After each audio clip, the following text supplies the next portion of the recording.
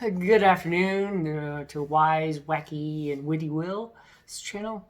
We're going to go over the book again, The Shift Your Thinking, 200 Ways to Improve Your Thinking by Dean Del Sesto. Today's topic is profanity. Where do we start? Obviously, more than likely, we've said a word or two whenever a situation has occurred, whether we hurt ourselves or whether someone gets us upset. Even our kids have said those words. Obviously, they learn from us, or these days, television, of course, or movies, or YouTube, or TikTok, or any other social media out there. You can't stop it. That goes without saying that you gotta watch what your kids, grandkids, anybody at a younger age is watching these days. They're gonna watch it more than likely, even because obviously they're gonna get with their friends and watch it or hear it. I should say, probably not watch it necessarily. Sooner or later, it's out there. We all know it. Can't really avoid it.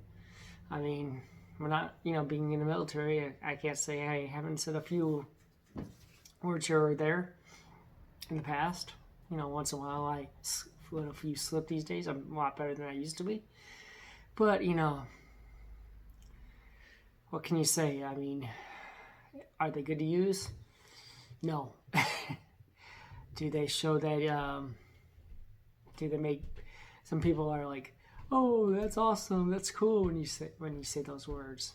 They're not really cool. They're not really awesome, in all honesty. Let's be honest with you. When you're young, you might think they are, but as you get older and a little wiser and more mature, of course, they're not. There's a lot of other words out there that you could use for those words.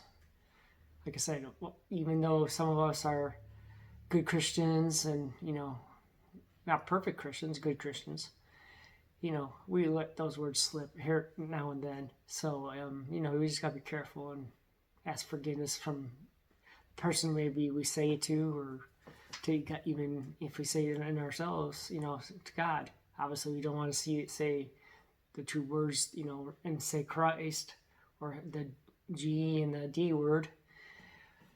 And, as far as that goes, because that's some terrible words out there. So, just be careful what you say. Try to remember, like one of the other ones thing it said, listen before you speak, think before you speak, and all that stuff. So these, all these lessons are tying together to a certain degree. And let's get right straight to the book. Profanity is nothing more than a momentary lapse in creativity. I've always wondered who used the first curse word and how profanity evolved. Think about it. It had to start off with a single word in a single circumstance. For some reason it caught on, and we now have enough words and phrases to create profanity dictionary. Ain't that the truth? We may never know the origin of the thousands of curse words and phrases, but they are here. And the way I see it, profanity does have many uses. Sometimes we use it to relieve stress or make us feel good. Mostly, it's used to emphasize points, to embed in more intensity or impact into our communication. We also use profanity in conversation as a tool, albeit a dull conversation. The tragic part of profanity is that it generally shows up in the most emotional, opportune parts of conversation, a time where life or death can be brought forth in the power of words. It's in these moments where we're faced with a legitimate growth opportunity to default to profanity or choose to innovate creative or new content that has equal or greater value and impact than a few expletives. We think profanity opens up conversation, but really it closes its mind. It shuts down possibilities, bears poor witness, and in subversive manner makes us feel smaller and less intelligent when we use it. It puts our power in expletives rather than in more powerful, poignant statements. What could happen if we struggle to exercise our minds rather than indulge in a bit of verbal lack? Consider verbal self-control, a discipline for character, creativity, and better communication. Consider it an option that all will appreciate if we replace profanity with something more rewarding than a split second of feel-good and dignity. Replace any profanity with conversational creativity today. Can I go a day, a week, a month without using profanity? Some of us, even me, can be hard. Can I improve my self-control? Yes. My vocabulary? Of course. And my social standing if I pay more attention to my words? Definitely. Obviously, those problems can get out of hand, and those work issues at work can get out of hand and get you in trouble, big time trouble. Not just at work, but of course with your families and friends and relatives and anyone you associate with. And there's a lot of things that you say and do that you wish you could take back. And some things you can't take back because you might say them and that's it. The person is gone from your life in one form or fashion. And that's the last thing they heard from you.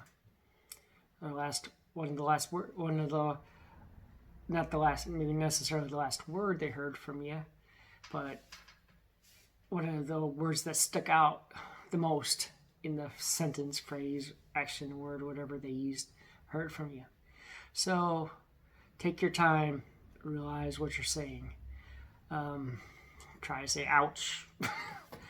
Even sometimes we can say words like, I know my dad used to say doggone it a lot, which, is better than saying some of the other ones out there.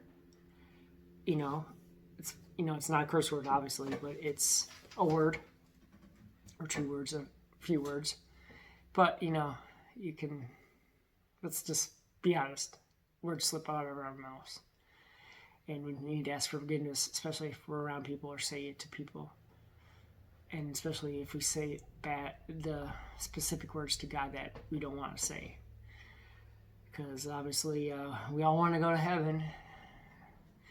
And, come that one day, he might bring up what we said. Hopefully not, but, obviously he's all-knowing God, so. But I'll talk to you later. Love you. Bye. Love y'all, guys. See you next time. For this channel, it'll be Saturday again. For my next channel, 5 Facts Friday. First episode comes this up Friday by 6 p.m. Central Time. And then Saturday, of course, the book again. And then Sunday, the collectibles. I'm not sure what collectibles. You'll see it when it happens. We'll go from there as far as that goes. And the facts, I'm not going to tell you what facts I'm going to discuss because you'll see it when it happens. And then there won't be, I won't preview saying next time for those things because I'm going to do them on the draw. And you'll see. But thanks for everyone. Like, subscribe, comment, and, spread the word and use this advice if you can, make your life a little bit better, hopefully. Bye.